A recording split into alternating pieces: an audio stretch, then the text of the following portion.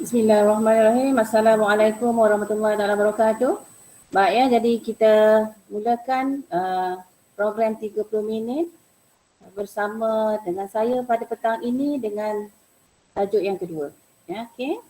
Jadi diharapkan kamu telah nampak paparan skrin. Sorry. Tak maaf.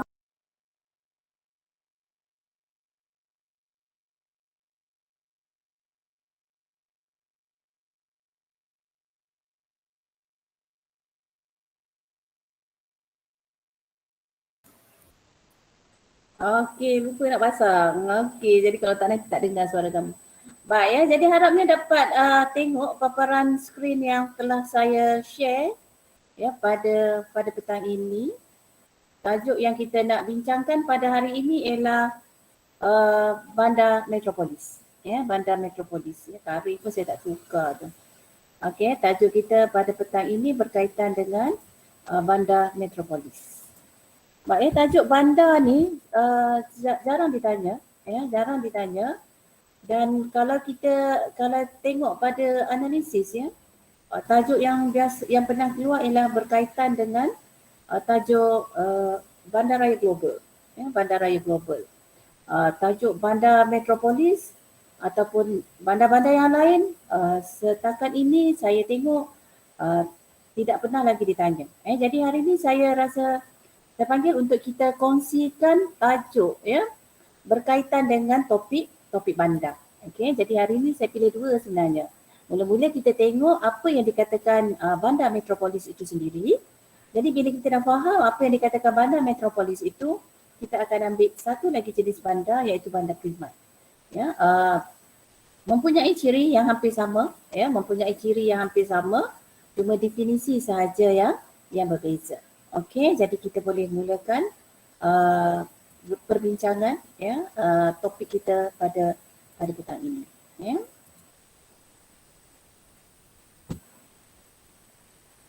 Baik, ya, jadi kita tengok apakah fokus perbincangan kita pada hari ini. Jadi fokus perbincangan kita pada petang ini ialah kita nak tengok apakah jenis dan ciri bandar metropolis itu sendiri. Baik, yang kedua kita nak tengok apakah masalah yang dihadapi oleh penduduk di bandar-bandar metropolis ini, dan yang ketiga kita nak lihat apakah kesan pembandaran terhadap alam sekitar fizikal. Okey, jadi kita pergi yang pertama ya, kita nak tengok apakah jenis-jenis ya bandar yang ada. Baik, ya, jadi sebelum kita tengok jenis-jenis bandar yang ada, jadi kita tengok apakah hierarki bandar. Ya, susunan bandar yang ada yang dikategorikan dalam bandar. Ya, kita ada pertempatan bandar, pertempatan luar bandar. Hari ini kita nak tengok bandar sahaja. Ya, jadi kalau kita nak tengok hierarki bandar yang ada, rank size, ya, kalau kita panggil tu rank size lah ya. Hierarki bandar, jadi paling bawah ialah bandar. Ya, paling bawah ialah bandar. Bandar ni pun boleh dikategorikan dengan pelbagai jenis. Ya, bandar itu sendiri pun kita boleh kategorikan dalam pelbagai jenis, iaitu bandar kecil, bandar sederhana dan bandar besar. Baik, yang kedua ialah bandar raya, yang ketiga metropolis dan yang keempat ialah megalopolis. Ya, jadi fokus kita pada hari ini ialah bandar metropolis. Okey, jadi kita nak tengok apa yang dikatakan bandar metropolis itu. Okey, ramai lagi yang nak minta masuk. Kalau boleh kita masuk 5 minit awal ya, sebab saya terpaksa admit pelajar-pelajar yang masuk ni. Ya, jadi sambil admit sambil kita nak bincang tu kadang-kadang lari juga idea kita nak cakap. Okey, jadi kita nak tengok apakah itu bandar metropolis. Ya, kita nak tengok apa itu bandar metropolis. Baik, ini adalah ciri-ciri ya. Ciri-ciri bandar metropolis. Yang ini 5 ciri bandar metropolis, tapi saya bagi lebih. Baik, soalan ini pernah keluar tetapi masa sistem pentaksiran yang lama. Ya, iaitu format yang pelajar setahun setengah belajar baru dia periksa. Ya, ini soalan tahun 2009 kalau tak silap saya. Jadi saya tengok apakah soalan yang boleh kita bincangkan dalam tajuk bandar, Jadi dalam soalan sedia ada tak pernah lagi dikemukakan tajuk bandar metropolis ni. Yang ada dalam soalan-soalan format sistem yang baru yang kamu ikut sistem semester ni, yang pernah keluar ialah Bandaraya Global. Jadi dalam bandar metropolis ni pernah keluar dalam format yang lama, kalau tak silap tahun 2009 macam tu. Okey, jadi apakah bandar? Ciri-ciri bandar metropolis ni. Okey, bandar metropolis ni adalah penduduk yang melebihi 1 juta orang. Maksudnya dekat bandar tersebut jumlah penduduknya lebih daripada 1 juta. Ya, jadi kita kelaskan dia sebagai bandar metropolis. Baik, yang kedua, ya, hierarki paling tinggi dan lingkungan pengaruh paling luas. Okey, jadi dikelaskan kalau dalam kategori bandaraya, ya, bandar ini, metropolis ni adalah hierarki yang paling tinggi dan lingkungan pengaruhnya luas. Tapi ada lagi yang lebih tinggi, iaitu megalopolis. Ya, megalopolis ni bandaraya global. Okey. Baik, yang ketiga, dah nama pun bandar, jadi dia mempunyai pelbagai fungsi. Jadi bila kita tengok fungsi bandar, peranan bandar, ya, antara lain pusat fungsi bandar ini tak kisahlah, ya, nanti kita akan tengok. Kita akan tengok fungsi-fungsi bandar ini dia hampir sama. Cuma dia punya saiz pengaruh itu yang membezakan. Okey, lagi besar saiz bandar itu, lagi besar lingkungan pengaruh. Okey, jadi fungsi bandar biasalah, ya, kita tengok adalah merupakan pusat pentadbiran, pusat perniagaan, pusat perdagangan, pusat perindustrian, dan dia juga boleh jadi pusat pemusatan bagi teknologi. Ya, semalam kita dah bincangkan tentang daya tampung, dan salah satu cara, ya, peranan untuk mengekalkan sumber yang ada adalah teknologi. Jadi dekat mana kita nak dapatkan sumber pada teknologi-teknologi yang sedia ada, bandar besar memainkan peranan sebagai pusat teknologi tinggi. Okey, dan biasanya bandar-bandar metropolis ni adalah merupakan bandar ibu negara. Ya, sebab bandar-bandar ibu negara lah antara bandar-bandar yang awal dibina, dan dia mempunyai lingkungan pengaruh yang besar. Lepas tu dari segi faktor sejarahnya, kemasukan migrasi daripada luar, ya, bertumpu di satu-satu tempat, maka akhirnya kawasan yang dah established, yang dah mantap, maka ianya jadi bandar ibu negara. Baik, kalau kita nak lihat ciri-ciri fizikal bandar tersebut, ya, bandar metropolis ni dari segi ciri-ciri fizikal bandar tersebut, biasanya bandar tersebut padat. Ialah kalau dah 1 juta orang penduduknya, maka ianya padat dan terpubina. Ya, bangunan-bangunan tinggi, ya, secara vertikal menegak, ya, berlakunya rebakan bandar yang ada tersebut sudah bercantum antara satu bandar dengan bandar yang lain. Itu yang kita katakan rebakan bandar. Selain pada ciri fizikal, terdapat juga ciri sosial. Ya, ciri-ciri yang kita boleh nampak dari segi landscape-nya. Antaranya ialah kita tengok susunan bangunan, kemudahan infrastruktur, ya, pusat keuangan, pusat beli belah, ya, memang banyak dibina, disediakan di kawasan tersebut. Dia hampir sama dengan tajuk kita kepadatan penduduk. Okey. Baik, yang seterusnya kita nak lihat, ya, ciri sosial masyarakat. Ya, ciri-ciri masyarakat di bandar metropolis ni kebanyakannya mempunyai pendapatan tinggi, gaya hidup yang moden, ya, kualiti hidup yang tinggi, dan banyak bergantung kepada teknologi. Ya, banyak bergantung kepada teknologi dalam satu-satu kehidupan mereka. Ya, nak dapatkan maklumat, ya, guna gadget, ya, guna sistem pengangkutan dia pun banyak menggunakan teknologi. Ya, contohnya kereta api elektrik dan sebagainya. Nak akses satu-satu bangunan juga, ya, ada teknologi yang perlu mereka gunakan. Okey. Baik, jadi terdapat pelbagai kemudahan. Jadi contoh bandar metropolis ini ialah salah satunya ialah Kuala Lumpur. Jadi dah dapat bayangan dalam fikiran kamu bahawa bandar metropolis contoh yang paling dekat dengan kita ialah Kuala Lumpur. Selain daripada itu adalah bandar-bandar yang lain, ya. Kebanyakan bandar ibu negara adalah merupakan bandar metropolis. Okey, jadi bila Kuala Lumpur adalah merupakan salah satu contoh bandar metropolis, jadi kita boleh ambil Kuala Lumpur sebagai kita punya bayangan untuk kita menghuraikan tajuk berkaitan dengan metropolis. Okey. Baik, yang seterusnya kita dah harapnya kamu dah mengetahui gambaran secara kasar berkaitan ciri-ciri bandar metropolis. Penduduk padat 1 juta orang, lingkungan pengaruh yang besar, mempunyai bandar yang terpubina, masyarakat yang mempunyai gaya hidup moden, banyak kemudahan bertaraf dunia. Itu adalah ciri-ciri bandar metropolis. Okey, jadi apa soalan yang pernah ditanya? Tapi bukan dalam sistem semester, soalan ni dah lama dah ditanya. Macam cikgu cakap dulu dalam format yang lama, tapi masih dalam silibus kita. Antara soalan yang pernah ditanya ialah jelaskan masalah yang dihadapi oleh penduduk bandar metropolis. Kita duduk bandar. Bayangkan kita duduk di bandar. Kita duduk dekat Kuala Lumpur. Jadi apakah masalah yang kita hadapi di bandar? Okey, apakah masalah-masalah yang dihadapi oleh penduduk? Bila kita sebut penduduk, penduduk itu terdiri daripada pelbagai kategori. Ada yang golongan menengah. Di esok kita akan tengok peranan bandar. Ada yang terdiri daripada golongan profesional. Ada yang terdiri daripada miskin tengah. Ada yang hidupnya di bawah garis kemiskinan. Ada orang yang kaya. Jadi ada pelbagai. Ada pelbagai penduduk yang ada di bandar-bandar besar. Jadi apa masalah yang dihadapi oleh penduduk bandar metropolis ni?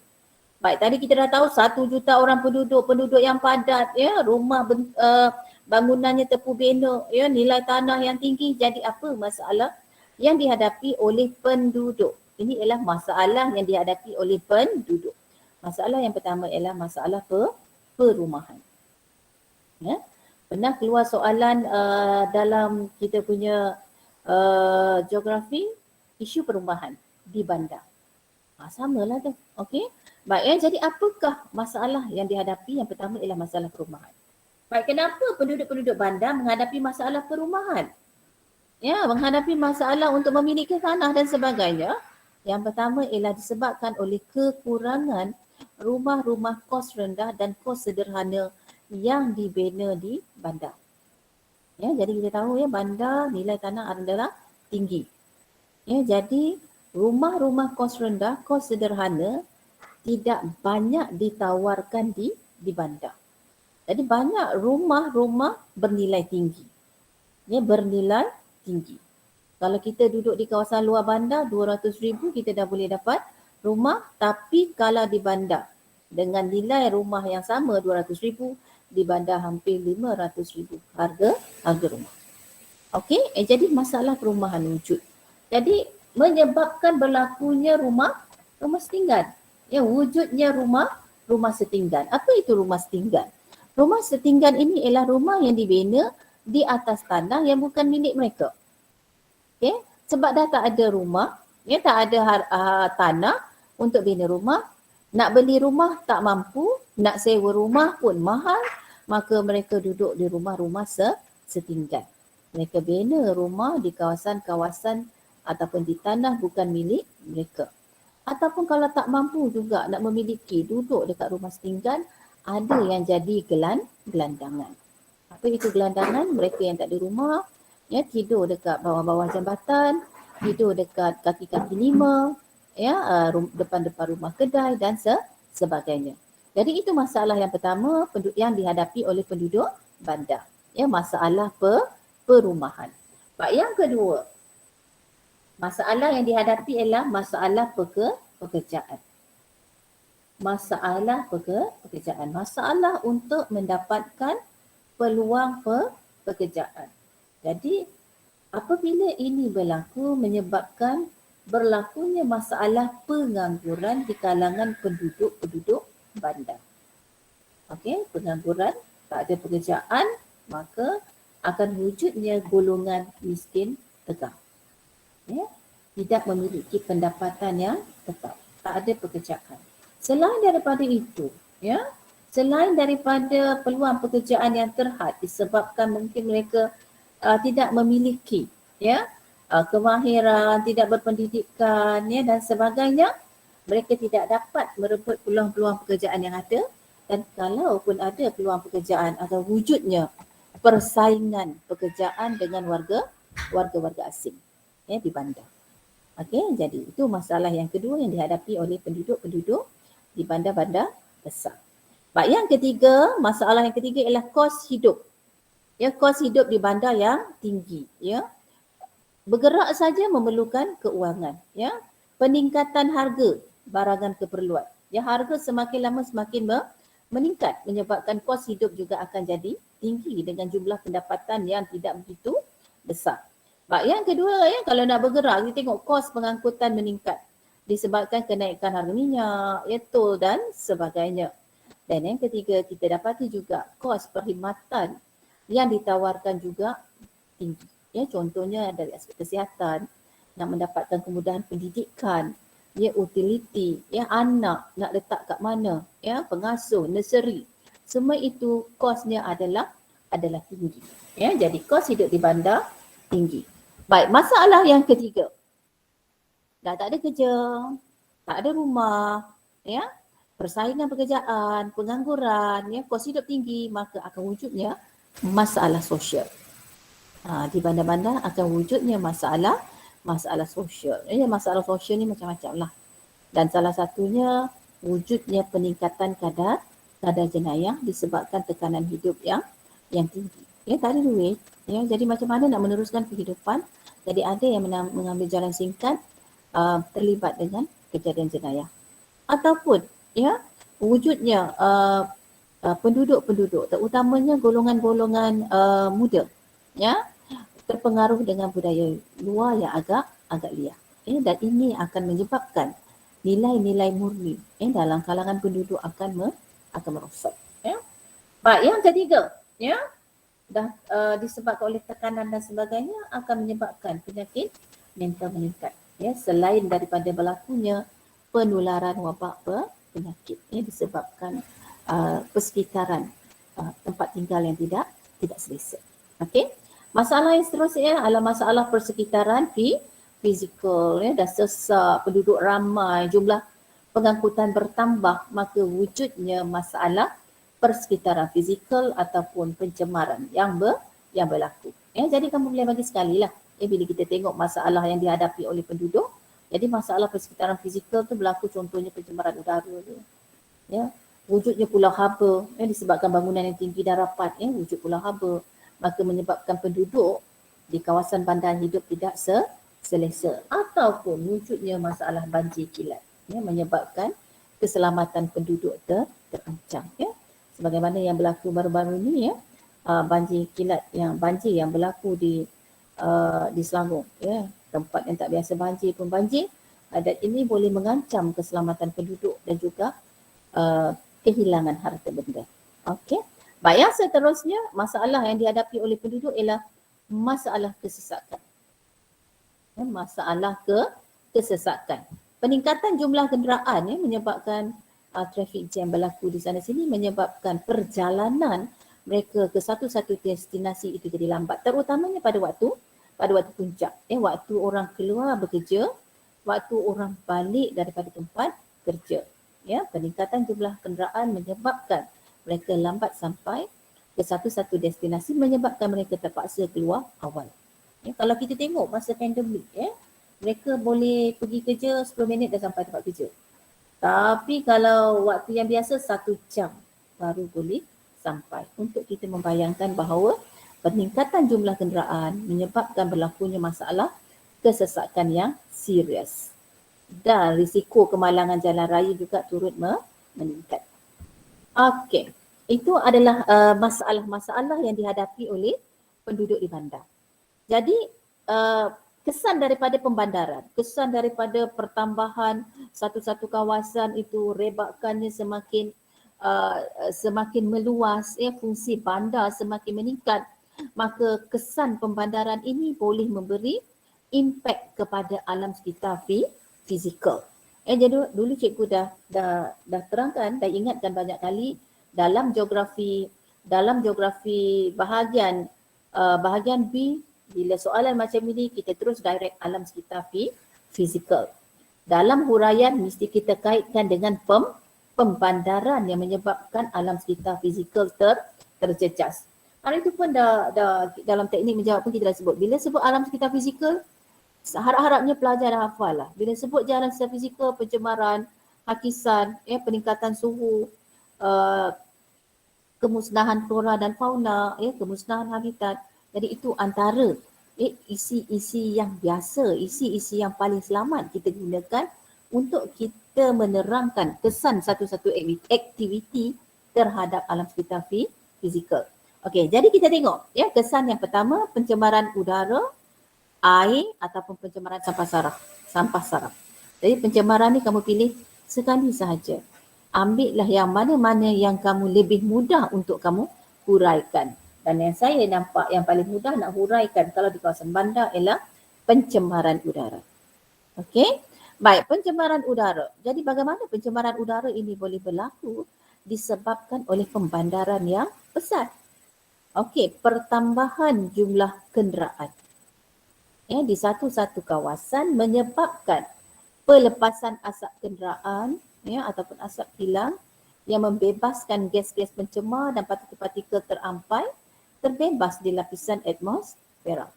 Dan ini akan menyebabkan udara tercemar di satu-satu kawasan. Ataupun kamu boleh cerita tentang pencemaran air. Punca daripada mana pencemaran air berpunca daripada pembandaran. Pertambahan sisa kumbahan pembuangan sisa toksik daripada kilang disalurkan ke longkang dan terus ke sungai menyebabkan air tercemar. Kadar keasidan akan meningkat. Ataupun kamu boleh cerita juga tentang pencemaran sampah saraf. Daripada mana datangnya pencemaran sampah saraf? Daripada sisa-sisa pepejal yang diperolehi daripada rumah-rumah ataupun domestik, kilang ataupun perniagaan. Okey, jadi dari segi masalah pencemaran ni yang saya fikir yang paling mudah untuk kamu terangkan ialah berkaitan dengan pencemaran udara berpunca daripada pelepasan asap kenderaan akibat daripada pertambahan jumlah kenderaan. Jadi gas pencemar partikel terampai maka udara akan tercemar. Okey, yang seterusnya berlakunya peningkatan suhu. Akibat daripada pembandaran maka suhu meningkat.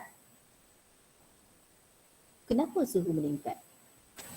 Kita nak ambil kat mana tentang peningkatan suhu ni? Kamu boleh cerita tentang kekurangan kawasan hijau. Sebabkan tadi nilai harga tanah yang tinggi, banyak pertempatan nak dibina. Jadi banyak kawasan-kawasan hijau yang telah ditebang. Banyak pokok telah ditebang, maka menyebabkan berlakunya kekurangan kawasan hijau. Jadi apabila berlakunya kekurangan kawasan hijau, maka oksigen akan berkurang, karbon dioksida akan meningkat, maka berlakunya peningkatan suhu di satu-satu kawasan kesan daripada pembandaran. Atau kamu boleh juga cerita tentang peningkatan suhu ini berpunca daripada bangunan konkrit yang dibina. Bangunan-bangunan di bandar tinggi, dibina bersimen dan sebagainya, sinaran matahari yang sampai. Bahangan matahari yang sampai pada waktu siang akan menyebabkan tenaga haba terperangkap. Dan bahangan bumi ini akan dibebaskan pada waktu malam. Dan menyebabkan peningkatan suhu berlaku di bandar kerana haba yang dibebaskan itu akan dipantulkan semula disebabkan oleh adanya halangan daripada bangunan yang tinggi dan rapat. Baik, jadi boleh pilih salah satu lah nak cerita tentang kekurangan kawasan hijau ataupun disebabkan oleh ciri-ciri bangunan itu sendiri. Jadi kamu boleh pilih mana-mana. Tak perlu kamu nak cerita pelbagai. Tumbuhan hijau pun nak cerita, bangunan konkrit pun nak cerita, tak perlu. Kamu pilih satu dan kamu huraikan dengan baik dan mantap. Okey, kesan pembandaran yang ketiga akan menyebabkan berlakunya hakisan tanah. Hakisan tanah, tanah runtuh, tanah mendap adalah merupakan satu fenomena yang kerap berlaku pada masa kini. Hujan lebat menyebabkan struktur tanah menjadi longgar. Baik, kenapa boleh berlakunya hakisan tanah? Kesan daripada pembandaran. Aktiviti memotong, meneres, meratakan bukit, ya, struktur tanah menjadi gondol. Apabila hujan turut, maka struktur tanah tersebut akan jadi longgar. Fungsi pokok dah tak ada. Jadi hakisan tanah runtuh, tanah mendap lebih mudah terjadi, terutamanya apabila menerima intensiti hujan yang tinggi. Okey, baik, kita tengok kesan yang seterusnya. Kesan pembandaran. Ya, bandar kalau tak dikaitkan dengan banjir kilat memang tak sah. Sebab ciri-ciri bandar itu sendiri. Ya, banyak permukaan yang berturap, ya, menyebabkan larian air permukaan akan meningkat. Kadar susupan menjadi rendah. Okey, kalau pelajar ulangan SEM 1, ayat-ayat ini memang dah familiar. Ya, berkaitan dengan kitaran hidrologi, fungsi pokok dan sebagainya. Ya, tapi pelajar semester 1 juga telah didedahkan ya tentang komponen alam sekitar fizikal ni, atmosfera, hidrosfera, biosfera dan litosfera dan dia punya peranan masing-masing. Okey, jadi kita tengok dekat sini bagaimana banjir kilat boleh berlaku. Ya, dan sangat familiar di kawasan bandar. Ianya berlaku disebabkan oleh permukaan banyak yang berturap. Ya, permukaan jalan raya dah bertak, ya, bersimen. Laluan pejalan kaki pun berturap. Banyak kawasan-kawasan kosong semuanya diturap. Jadi apabila hujan turun menyebabkan hujan tersebut tidak dapat meresap masuk ke dalam tanah. Jadi ini akan menyebabkan larian air permukaan meningkat. Yang pertama. Yang kedua, pokok tak banyak. Di bandar pokok tak banyak. Fungsi pokok ialah mengurangkan laju air hujan. Jadi bila pokok tak ada, fungsi dia mengurangkan laju air itu menyebabkan larian air permukaan meningkat dan resapan tidak sempat berlaku. Yang menyebabkan banjir kilat terjadi. Itu yang berlaku secara disebabkan oleh permukaan berturap. Tetapi ada juga sikap penduduk. Ya, sikap penduduk. Banyak longkang-longkang yang tersumbat, buang sampah dalam sungai, buang sampah dalam longkang menyebabkan sistem peparitan tidak sempurna. Bila hujan turun dengan banyak, dengan lebat, menyebabkan aliran air tersekat dan tersumbat, maka banjir kilat berlaku ya di kawasan tersebut. Baik, kita tengok kesan yang seterusnya. Ya, kemusnahan flora dan fauna. Cikgu dah ingatkan, kita guna perkataan kemusnahan. Jangan guna perkataan kepupusan. Ya, kemusnahan flora dan fauna. Baik, kenapa flora dan fauna boleh musnah?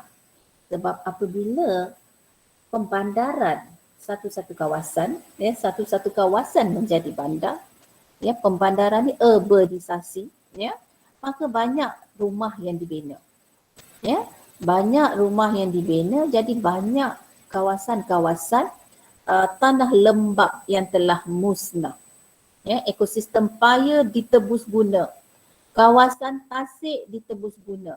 Kawasan bekas-bekas lombong ditebus guna untuk dibina kawasan-kawasan perumahan, menyebabkan habitat musnah. Apabila habitat musnah, maka spesies juga turut akan musnah. Sebab rantaian dia dah terjejas. Baik, dan yang terakhir, kemusnahan habitat. Kenapa habitat boleh musnah? Penerokaan kawasan, pokok ditebang, ekosistem terjejas, maka habitat tersebut musnah, flora dan fauna juga akan musnah.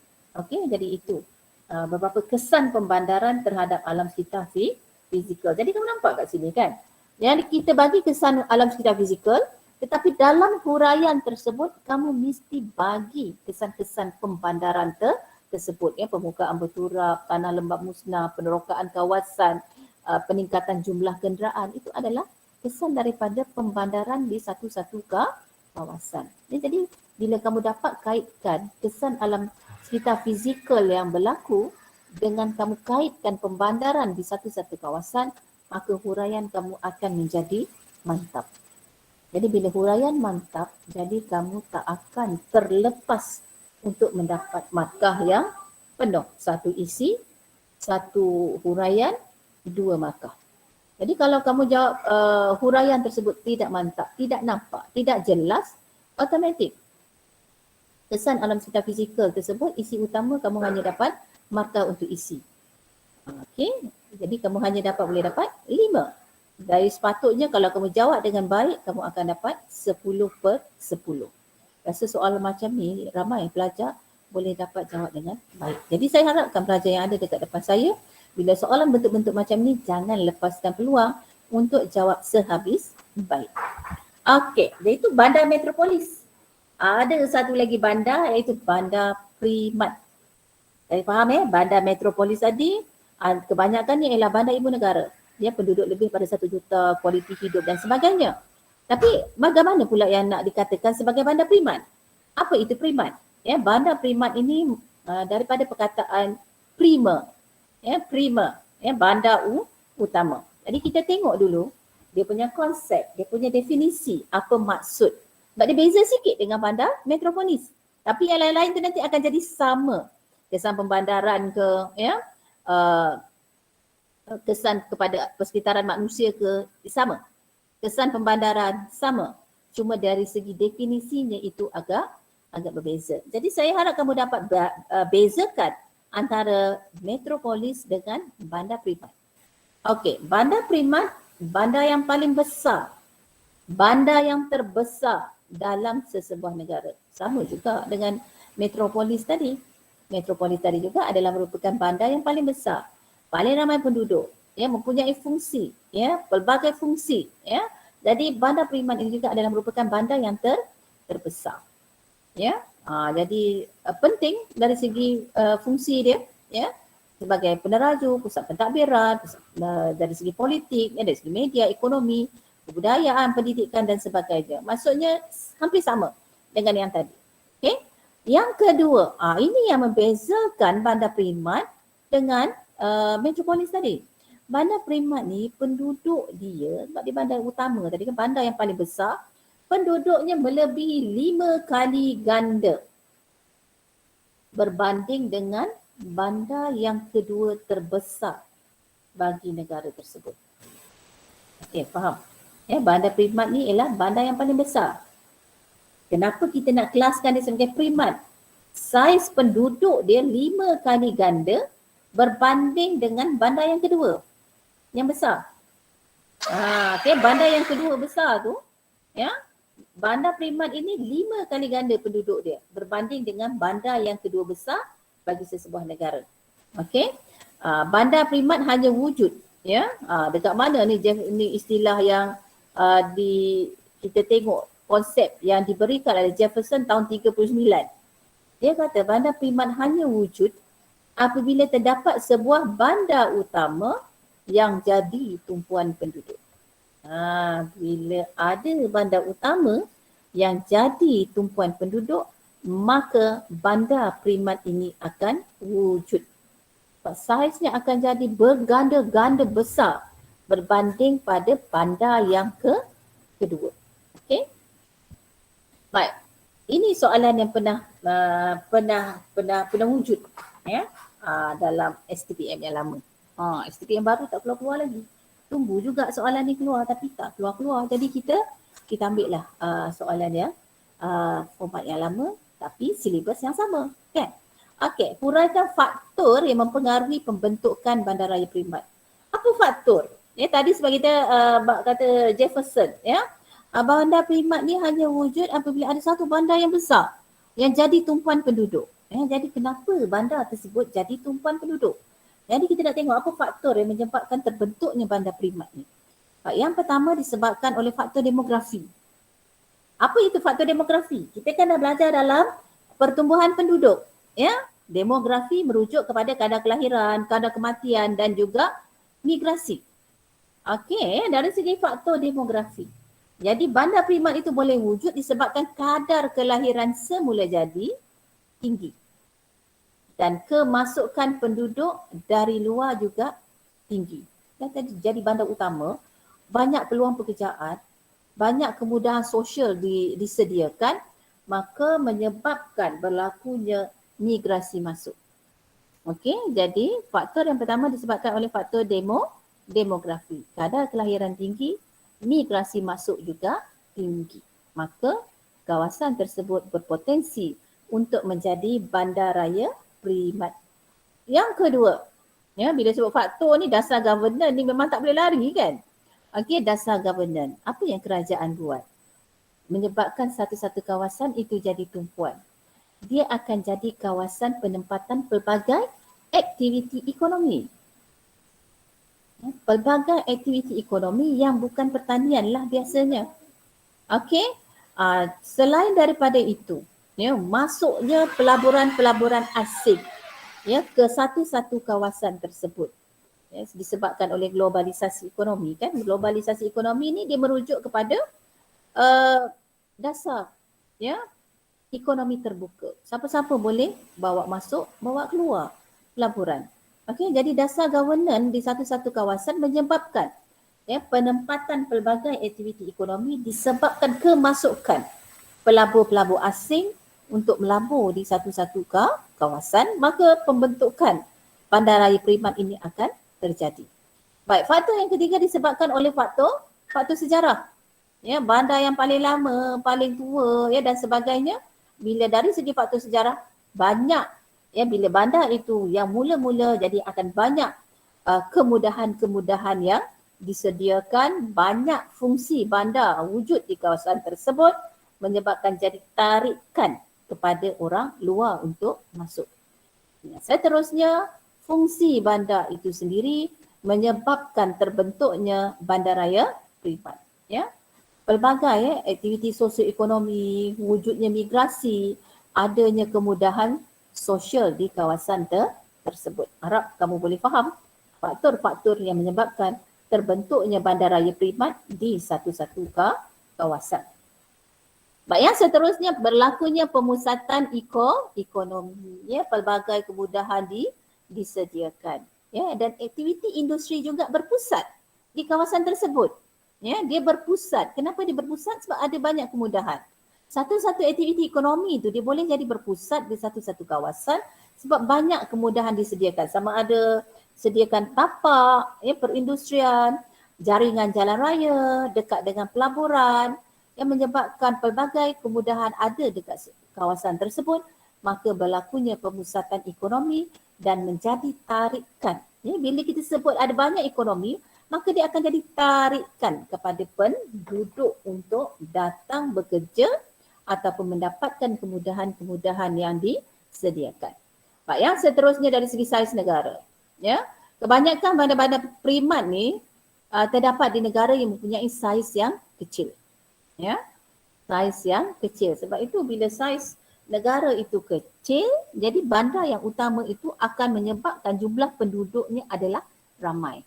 Contohnya Kuala Lumpur pun bandar primat, ya, Bangkok pun adalah bandar primat, ya, dia saiz penduduknya berbeza. Kuala Lumpur jumlah penduduk berbeza dengan Seremban. Kuala Lumpur jumlah penduduknya berbeza dengan Ipoh, ya. Okey, saiz negara. Dan yang seterusnya berlakunya perluasan sempadan bandar, berlakunya rebakan bandar. Ya, banyak bandar-bandar kecil dekat sekitarnya telah bergabung. Kuala Lumpur dia merebak, ya, merebak dan dia conquer hampir keseluruhan pusat bandaraya tersebut. Okey, itu sahaja yang kita nak bincangkan pada hari ini. Kita fokus kepada bandar metropolis dan juga bandar primat. Ya, dia ada lagi jenis-jenis bandar yang lain, ya. Megalopolis, ya, bandaraya global. Itu dah 2-3 kali ditanya. Jadi sebab cikgu tidak belum lagi menceritakan dengan detail kepada pelajar-pelajar, sebab itu tajuk bandar metropolis dan juga bandar primat kita bincangkan pada petang ini. Baik, ada apa-apa soalan yang kamu nak kemukakan kepada saya? Baik, apa yang penting dekat sini ialah mengenali bentuk bandar tersebut. Yang lain dari segi faktor, dari segi kesan, sama dengan tajuk pembandaran. Ya, bandar dan pembandaran. Okey, jadi kalau tak ada apa-apa, terima kasih kerana sudi meluangkan masa untuk sama-sama kita berbincang satu topik yang telah kita pilih pada hari ini. Okey, jumpa lagi esok dengan tajuk yang lain. Esok kemungkinan kita akan ambil tajuk peranan bandar dalam pembangunan sesebuah negara. Okey, sekian saja dahulu. buat kali ini. Terima kasih. Terima kasih, Cik.